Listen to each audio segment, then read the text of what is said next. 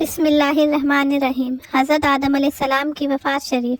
لکھا ہے کہ جب حضرت آدم علیہ السلام نے درخت کا پھل کھایا تو اللہ تعالیٰ نے فرمایا، اے آدم، تمہارے قصور کی یہ سزا ہے کہ دنیا میں جاؤ اور محنت کر کے رزق حاصل کرو، وہاں تم کو تمہاری اولاد کو بلا محنت اور تکلیف اٹھائے رزق نہیں ملے گا۔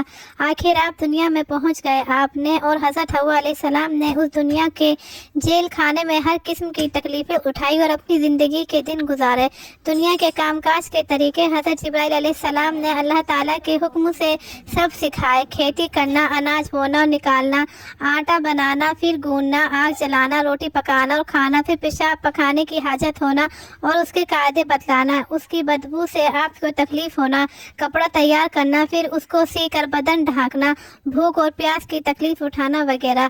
آخر اس کم بھرے اور چھوٹے گھر کے چھوڑنے کا وقت آ گیا۔ امام الانبیاء حضرت محمد مصطفیٰ صلی اللہ علیہ وسلم نے فرمایا کہ جب حضرت آدم علیہ السلام کی عمر آخر ہوئی تو اس وقت ان کی اولاد دور اولاد سب ملا کر 40,000 آدمی ہو گئے تھے۔ پھر آپ نے بولنا کم کر دیا۔ آپ کی اولاد نے دریافت کیا کہ آپ نے بات چیت کرنی بالکل چھوڑ دی، کیا وجہ ہے؟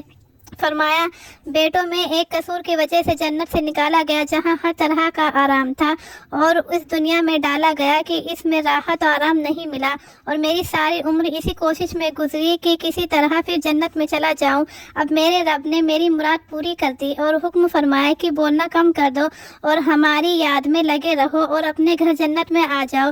لکھا ہے کہ جمعے کے روز حضرت جبرائیل علیہ السلام کچھ فرشتوں کو لے کر آپ کے پاس آئے اور اللہ تعالیٰ کا سلام پہنچایا۔ اتنے میں حضرت اسرائیل علیہ السلام ملک الموت بھی آ گئی اور آواز دی۔ حضرت ہوا ان کی آواز سے ڈر گئی اور آپ سے لپٹنے لگی۔ آپ نے فرمایا، اے ہوا، جتنی تکلیفیں مجھ پر آئیں تمہاری وجہ سے آئیں۔ اب میرا آخری دم ہے، اس وقت تو ذرا الگ ہو جاؤ، میرے اور میرے رب کے درمیان رکاوٹ نہ ڈالو۔ اور یہ آواز ملک الموت کی ہے، اندر آنے دو، ڈرو مت۔ پھر ملک الموت آ گئی اور آپ کی روح مبارک قبض کی۔